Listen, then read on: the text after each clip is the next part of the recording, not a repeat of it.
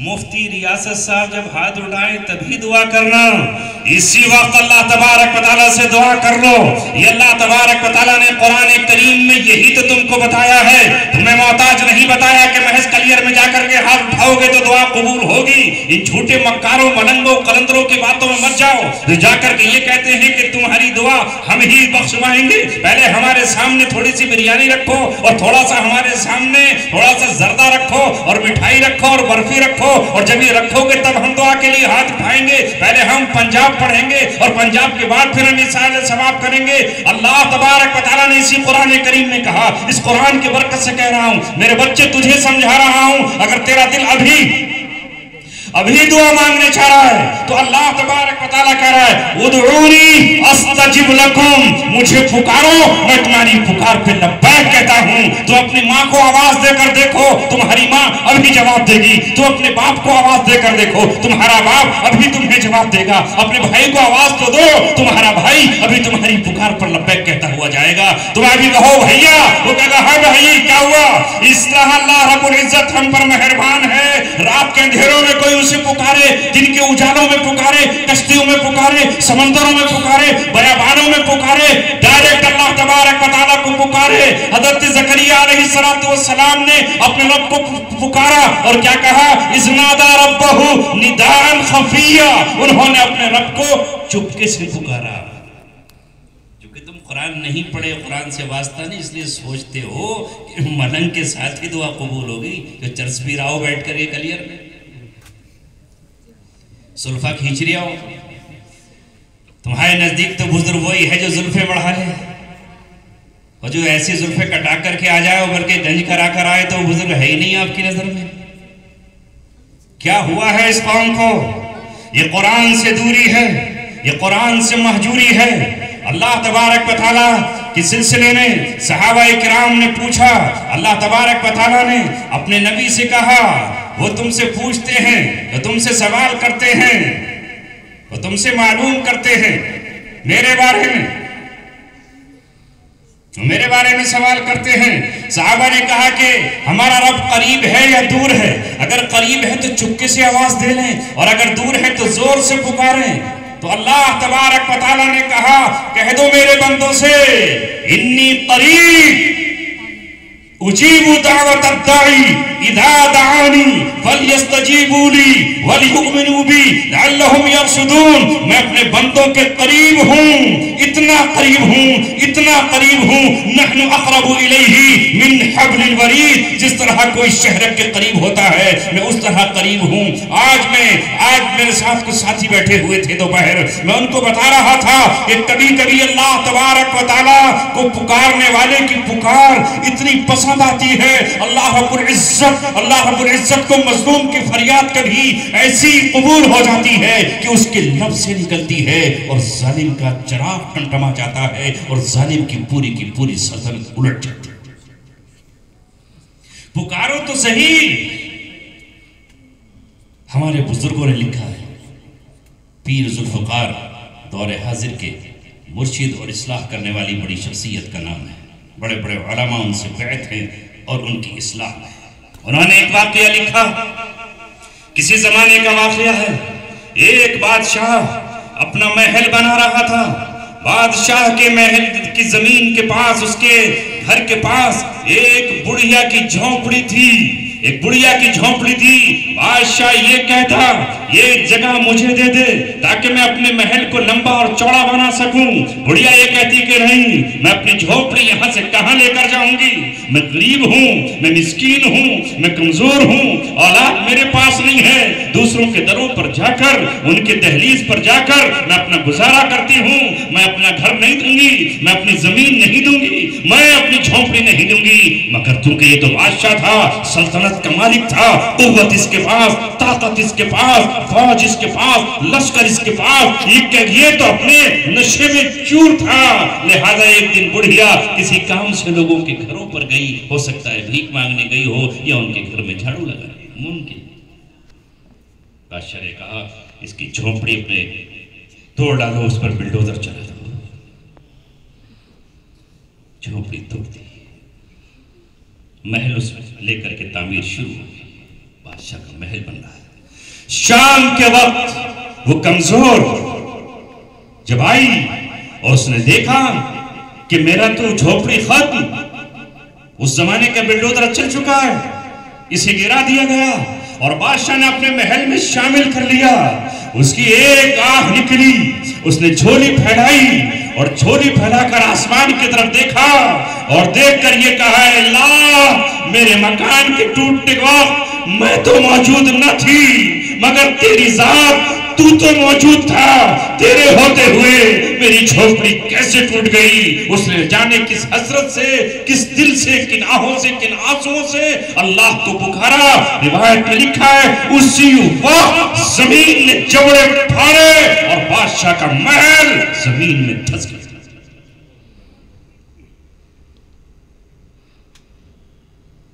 उसको जब चाहो पुकारो, जब चाहो उसे याद करो, अकेले याद कर लो, इज्तिमाई तौर पे याद कर लो, बैठे बैठे याद कर लो, चुप के याद कर लो। अल्लाह तबारक व तआला तो कह रहा है उदउ रब्बकुम, पढ़ो आगे हाफिजो, उदउ रब्बकुम, अरे बता दो, हल्के से पढ़ ले, मुझे आवाज नहीं आ रही। तज़र्रुअन व खुफिया, खुफिया तो जानते हो ना? नहीं जानते? खुफिया जानते हो? नहीं जानते? सीक्रेट, चुपके, कहते ना खुफिया पुलिस, इंटेलिजेंस को कहते हैं। खुफिया पुलिस होती है ना जिसको आप CID, कपड़े नहीं पहनती हो, CBI कपड़े नहीं पहनती पुलिस की, उसे कहते हैं खुफिया पुलिस, छुपी हुई पुलिस। तो अल्लाह ताला ये कह रहा है उदउ रब्बकुम, पुकारो अपने रब को, तज़र्रुअन, गिड़गिड़ाते हुए, आजिज़ी के साथ, इनकिसारी के साथ, रोते हुए, और खुफिया चुपके पुकारो। हमारा बच्चा सोच रहा है कि मौलाना साहब कब जोर से पुकारेंगे तभी उनके साथ मैं भी जोर से गाऊंगा। हम तो आमीन भी चुपके से कहें, ये तो झगड़ा है हमारा आमीन जोर से कहने वालों से, है नहीं झगड़ा? हम कहे चुपके से आमीन और वो कहे जोर से आमीन, इसलिए उन्हें हम कहे जोर से आमीन वाले, कहते हैं कि नहीं? और जब कोई जोर से आमीन कहे तुम्हारी मस्जिद में तो कहो जोर से क्यों कहा? हम तो चुपके से कहेंगे। चुपके से क्यों कहते हो? कि आमीन के माने हैं इलाही कबूल फरमा, और हमारा रब नऊजुबिल्लाह हजार बार अल्लाह की पनाह, बहरा नहीं है कि उसे जोर से पुकारें। और चूंकि चुपके से पुकारना अल्लाह तबारक व तआला को ज्यादा पसंदीदा है, तुम भी तो अपने महबूब से चुपके फोन पे बातें करो कि अब्बा को पता ना चल जाए। बात तो इतनी हल्के बात कर ले कि मुझे पता ही नहीं चलता कि क्या कह रहा है। तो ये अगर अल्लाह तबारक व तआला हमारा अपना है, राजू नियाज की बात तो चुपके होगी। अब तुम कहोगे कि आज तो मुफ्ती साहब ने धज्जे ही उड़ा दी। हमारे यहाँ तो स्पेशलाइजेशन है, जब आपका दिल चाहे अल्लाह को बुलाओ। ऐसी कोई मजलिस आ जाए जिसमें इज्तिमाई तौर पर हम जमा हो गए तो इज्तिमाई दुआ भी की जा सकती है। अफजल जो है वो चुपके ही दुआ है। इसलिए हमारे यहाँ उत्तर प्रदेश में देवबंद की बरकत से और दिल्ली में चुपके से दुआ होए, और आंध्र प्रदेश में और कर्नाटका में और बंबई में हर नमाज के बाद जोर से दुआ होए, रटी रटाई। मैं एक बार वहाँ उमरी कला से हिंदूपुर पढ़ाने के लिए चला गया।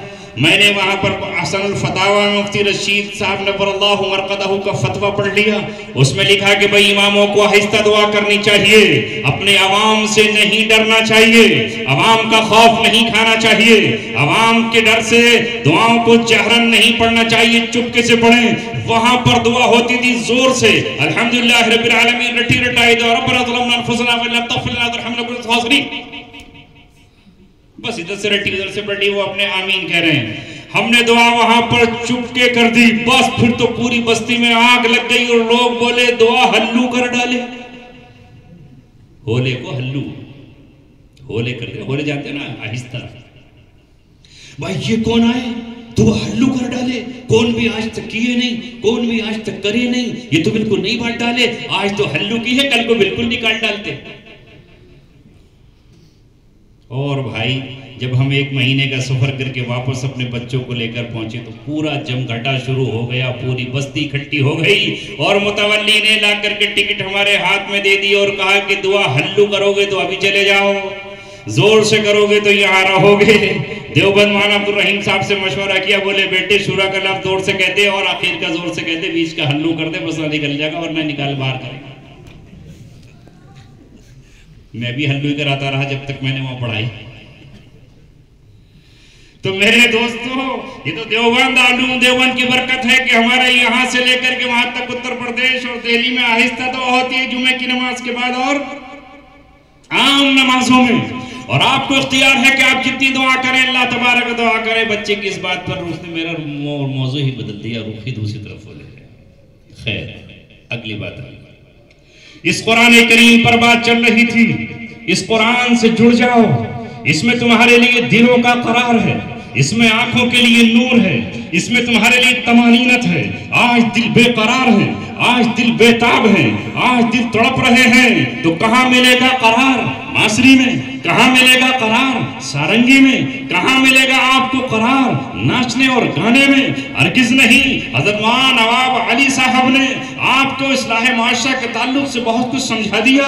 मैं आपको कुरान का हवाला देकर कहता हूं, दिल अगर बेकरार हो, इसमें बेकली हो, दिल लगता ना हो, इसमें उम्मीदें ना हो और ये तड़प रहा हो, तो कुरान कह रहा है मुझे पढ़ ले, अला बिज़िक्रिल्लाहि तत्मइन्नुल कुलूब, मैं तेरे दिलों को इत्मीनान और करार और सुकून अता करूंगा। हालात से मत घबराओ, कभी हालात को देख करके सोचो क्या होगा, अब ये रात है तो सुबह कैसे आएगी, अरे भाई क्या होगा, हालात क्या बनेंगे। कुरान कहता है वतिलकल अय्याम नुदाविलुहा बैनन नास, ये दिन है जिनको हम लोगों के दरमियान अदलते बदलते रहते हैं। कल जो मालदार थे वो आज गरीब हैं, कल जो हुक्मरान थे वो आज कासाए गदाई लिए फिर रहे हैं, कल जो कौमें छोटी कौमें कहलाती थी आज अल्लाह ताला ने उनको माल दे दिया है, आज उनको दौलत दी है। कल के जो अनपढ़ थे आज के पढ़े लिखे हैं। अल्लाह तबारक व तआला बदलता रहता है, आज है रात तो कल सुबह यकीनन होगी, है यही वक्त का ईद जहां का दस्तूर। ये रात जो है रात हमेशा नहीं रहेगी, दिन आकर रहेगा और दिन भी एक जैसा नहीं रहेगा। सुबह का वक्त कुछ और है, दोपहर का वक्त कुछ और है, शाम का वक्त कुछ और है। ये वक्त बदलता रहेगा, अपने हालात पर कभी नहीं टिकेगा। कभी बचपना है, कभी जवानी है, कभी बुढ़ापा है और कभी मौत है। कुरान पढ़ते जाइए, हर सवाल का कुरान जवाब देता चला जाएगा। अगर कोई तंगदस्ती में है तो कुरान कहता नजर आएगा, अल्लाहु यब्सुतु रिज़्क़ लिमन यशाउ व यक़दिर, अल्लाह जिसकी चाहता है रोजी खोल देता है और जिसकी चाहता है अल्लाह तबारक व तआला रोजी तंग कर देता है।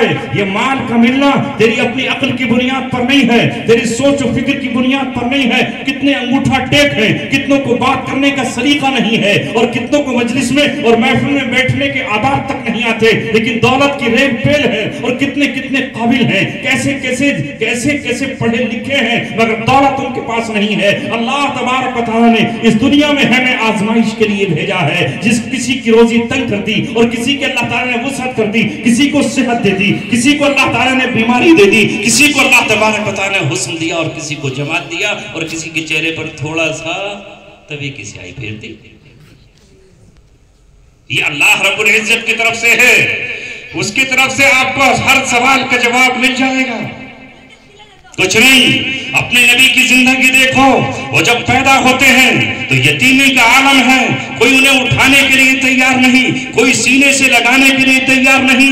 दूध पिलाने वालियों ने अमीरों के बच्चे गोद ले लिए, मालदारों के बच्चे उन्होंने उठा लिए, यहाँ से हदिये मिलेंगे, यहाँ से तोहफे मिलेंगे, दूध पिलाने की उज्जत मिलेगी। मगर ये आमना के पहलू में कौन लेटा है?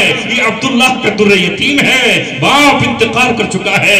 यतीम को कौन नवाजेगा? यतीम की तरफ से देगा कौन? ये खानदान तो गरीब हो चुका है। हाजियों को खिलाकर, हाजियों को पिलाकर, हाजियों की खिदमत करके, बेवाओं को पहनाकर, और कमजोरों को देखकर कोई नहीं जा रहा है, मगर इस यतीम की तरफ, इस गरीब की तरफ कौन बढ़ा? इस गरीब की तरफ वही बढ़ी जो खुद गरीब थी। इस गरीब के घर पर वो ऊँटनी पहुंची जो सबसे बाद में पहुंची थी, जो सबसे लाजिम थी, भूख से दुबली हो गई थी, कदमों से चला नहीं जा रहा था। मोहम्मद रसूलुल्लाह सल्लल्लाहु अलैहि वसल्लम को देखकर पूछा, इस बच्चे के अब्बा का नाम क्या है? कहा अब्दुल्ला है। कहा वो कहाँ है? कहा इस दुनिया में नहीं है, दारे फानी से कूच कर गए हैं। दूसरे घर में गई, वो बच्चा गोद लिया जा चुका है। तीसरे घर में गई, बच्चा वहां से भी गोद उठाया जा चुका है। औरतें मुस्कुरा रही हैं, मैंने फुलफुला का बच्चा गोद ले लिया है, इसके पास तो बाग है, यहाँ से मुझे हीरे मिलेंगे, जवाहरात मिलेंगे, सोने के कंगन मिलेंगे, चांदी की चीजें मिलेंगी, मुझे नवाजा जाएगा, बकरियां मिलेंगी, ऊंट मिलेंगे, रेवड़ मिलेंगे, गद्दे मिलेंगे, ये मिलेगा,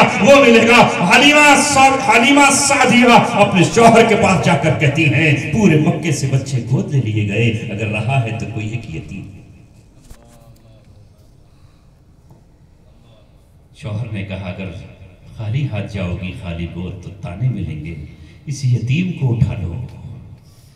मैं कहा करता था और आज फिर कहता हूं, रसूल अकरम सल्लल्लाहु अलैहि वसल्लम यतीमे के आलम में हैं, यतीमे के आलम में ज़बाने हाल से कह रहे हैं, ज़बान से तो भी कह नहीं पाते, ऐ हलीमा, ऐ हलीमा, तारीख में तेरा नाम सादिया लिखा जाएगा, तू मुझे गोद में उठाकर तो दे, तेरी छातियों में दूध फव्वारे की तरह उबल पड़ेगा।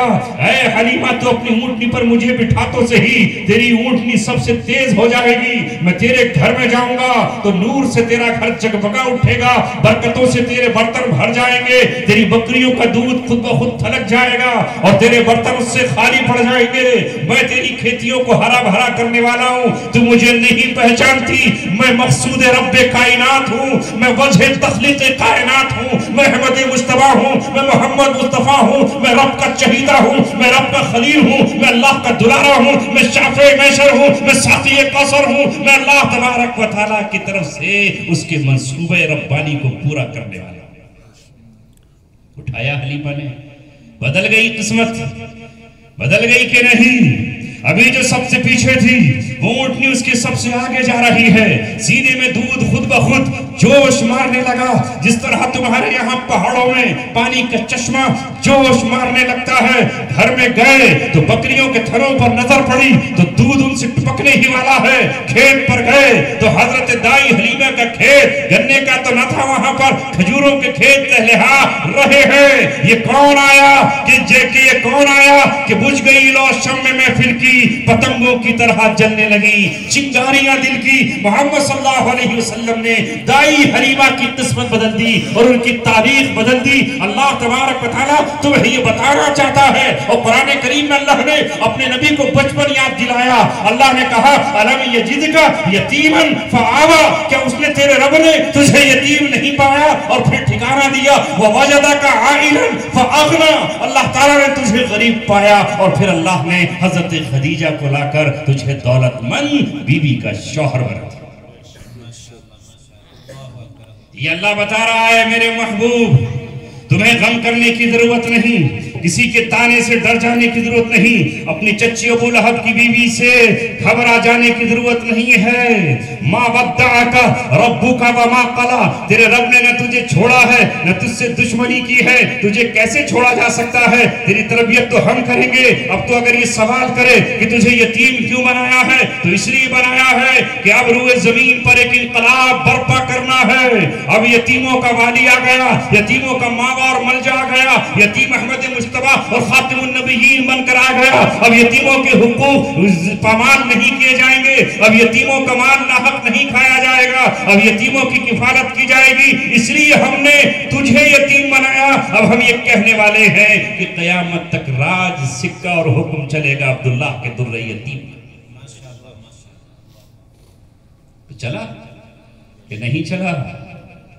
जो भी इस यतीम से मोहब्बत करने लगा उसकी किस्मत का सितारा जाग उठा और जिसने इससे पंगा लेना चाहा और मुकाबला करना चाहा वो सफाई हस्ती से मिटा दिया गया, वो खत्म कर दिया गया, उसे नेस्तो नाबूद कर दिया गया। वो चाहे अबू लहब हो, वो चाहे अबू जहल हो, वो उतबा हो या शैबा हो, वो वलीद बिन मुगीरा हो या वो अखनस बिन शुरैक हो, वो चाहे उक़बा बिन अबी मुईत हो, वो उबई बिन खलफ हो या उमैया बिन खलफ हो, तमाम के तमाम मोहम्मद रसूलुल्लाह के मुकाबले पर निकले, लेकिन सब बेनामो निशान कर दिए गए। और जिनका कोई नाम लेवा नहीं था, वो बिलाल कल भी चमक रहे थे और आज भी चमक रहे हैं, वो किताबों में चमक रहे थे, वो अपनी अजान की लय में चमक रहे थे, और वो आज न जाने हजारों मुसलमानों के बच्चों के नाम बिलाल है। बिलाल का नाम जिंदा है, बिलाल की याद जिंदा है, बिलाल की अजान जिंदा है, बिलाल का फरमान जिंदा है, हजरत बिलाल की एक एक अहद की सदा जिंदा है, क्योंकि वो कुरान से जुड़ गए। तो कुरान जिंदा है जावेद है,